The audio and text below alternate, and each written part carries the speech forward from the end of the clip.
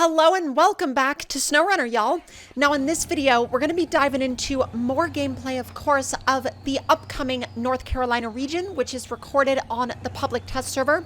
And we're also going to be talking about what is probably the most hotly debated, or not even debated, but like most talked about SnowRunner related topic in my comment section, and has been for quite a while now, and that is really and truly just the state of the game on Xbox, because the state of the game on Xbox is bad.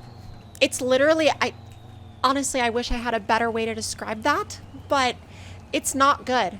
And as you'll see right now in the known issues from the developers themselves, they also know this. However, they've known these things for a while, and we still really haven't seen an effective fix for them. And honestly, if you take some time to actually read into these known issues and you break them down a little bit, you realize how wild it is that these are still going on. Now, it says issue: players on Xbox may experience crashes while playing in co-op, still working on a fix. The game may crash unexpectedly on Xbox platforms, still working on a fix. Logitech G923 force feedback does not work. I think that's been an issue for kind of quite a while now. Visual issues with tires from the Jack of All Trades tire pack. Didn't really even know that there was an issue with the visuals of that, although I've only used that pack on PC, so I could kind of see where maybe you would run into issues on other platforms. And then lastly, they say various visual glitches on the PC version of the game, which, to be brutally honest, PC players have been experiencing those for a very long time now as well. So there's so much going on here, and there's so much going on with all of these issues that, granted, I don't personally have to deal with these issues because I don't play the game on Xbox. I play it on PC, and I always have played the game on PC. But before someone goes off in the comments and says something like, well, I don't know, like, oh, just buy a PlayStation and fix your issues, or oh, just buy a PC and fix your issues. The Xbox community, I mean, they paid for a freaking game. They paid for an experience, and they deserve for it to work. So I don't really know at this point why these fixes are taking so freaking long. And I know that the devs have said multiple times, yeah, we're working on it. Yeah, we're working on it. We're looking into it. We're working on it. I've read all of these community updates where they've said, you know, we're aware of what's going on with Xbox consoles, with that version of the game anyway, and we're working on it. And they've said they have been, quote unquote, working on it for honestly so long now that I think, and honestly, I mean, y'all Xbox people can let me know in the comments down below, but I feel like a lot of the Xbox community has just either lost interest in waiting, or they've lost trust in whether or not that fix is actually going to arrive, because, you know, they've been saying, well, it's being worked on. Well, it's coming. We don't know when, but it'll be there eventually. And at least in my personal opinion, I feel like if you were in a place where, I mean, I know that as a developer, it's probably really hard to be able to say something like, well, we have no idea what's going on and we don't know how to fix it yet, but we're in there and we're working on it. We just don't know when it's going to happen. And I think if they were a little bit more along the lines of, we don't know when this is going to happen, or we don't know when this is going to be fixed, I feel like people might have responded a little bit more positively to it, rather than, oh, it's coming soon, oh, it's coming soon, oh, it's coming soon, over and over and over and over and over again. And honestly, the reason why I'm even talking about this again and even making this video to talk about it is because I still get comments all the time on my videos asking if I know how to fix the game on Xbox, which I wish I did. If I knew how to make this game work properly on Xbox, I would have already made a video on it, because I don't want this game's community to have to just sit with a not fully functioning experience. Because nobody wants that. Nobody wants to sit there with a non-functioning experience. Nobody wants to sit there and either barely even be able to use multiplayer, or get in and then crash out like, I don't know, what, 2, 3, 4, 5 minutes later? And it's honestly kind of a shame because there are so many just honestly really fun experiences that you can have in this game. There are so many adventures to be had that the Xbox community can't really have and can't really share with their friends because of these persistent issues. And to talk about expeditions for a minute, I really hope that these multiplayer issues on Xbox in particular do not have any kind of carryover whatsoever over to Expeditions, because if these have carryover to Expeditions, people are literally going to jump onto the game, check it out, and then if they start running into these similar crash issues, they're literally going to be like, oh, well, I guess I don't really need to play this game. I'm out?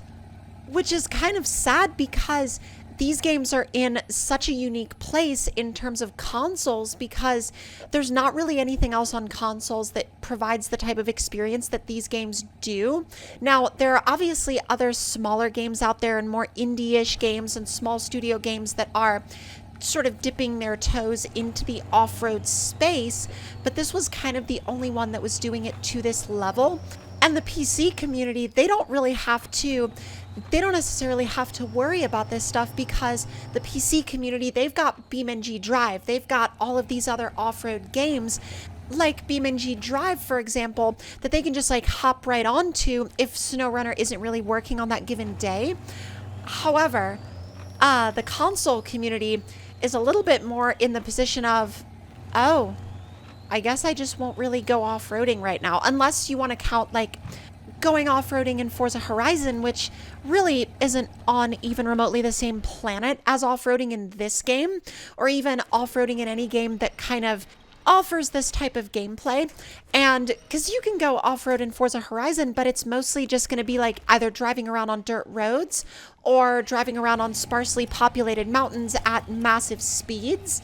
And obviously there's not going to be any, terrain deformation, and the ground is always going to behave exactly the same every single time, and it's not really ever going to give you any kind of dynamic experience. Because at the end of the day, people play this series for that dynamic experience. People play this series because, oh, cool, the mud actually moves. It's got different consistencies. It's got different grip levels. And again, there's really no other game that offers that, and there hasn't been another game that's offered that for a genuinely long time.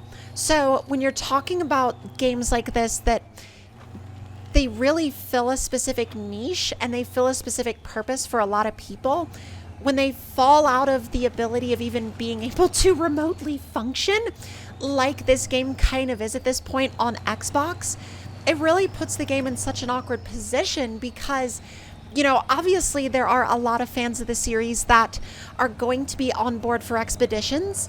However, there are a lot of other fans of the series that jumped into this game with SnowRunner, and they had never played MudRunner before. They had never played anything in this series before.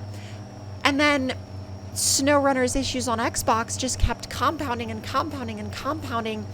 And in turn, I think that soured a lot of people's opinion of the game itself, because even if they were enjoying it, it doesn't do them any good if they can't actually use it. So I know that this has gone on for, well, at this point, this has gone on for a really, really long time, and it's kind of turned a little bit ranty. But honestly, I think some of this stuff, in a way, it kind of needs to go a little bit ranty, because otherwise we're not really going to be able to get any kind of message across. Now, granted, I'm sure the devs know exactly what is going on. Do not harass anybody. Do not go after the devs for this. Look, I know personally how frustrating it can be to have a game that doesn't work. However, if the developers say that they're working on it, I'm going to go ahead and take their word for the fact that they're working on it. Now, yes, I know it has taken an extremely long time. And I know that there are a lot of people that are upset that they have released multiple DLCs across the course of the Xbox functionality being a genuine issue.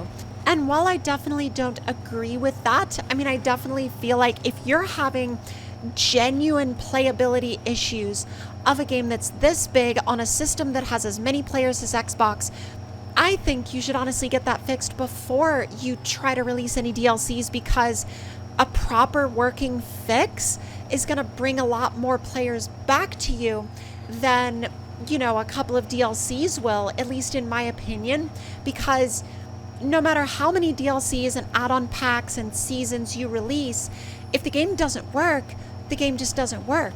And so you're not going to bring players back to a not working game, especially if they can only use it for a very short period of time before it ends up crashing on them again, because I promise you that all of that new content isn't really going to make a difference. We genuinely need true, substantial fixes to the game's functionality. Otherwise, I don't really know what the Xbox community is even going to do with this game in the future. So with that discussion out of the way, I know it got a little wordy. However, with all of that being said and done, I hope you all did enjoy this video. And if you did, let me know your thoughts and opinions in the comments below, and I will see y'all next time.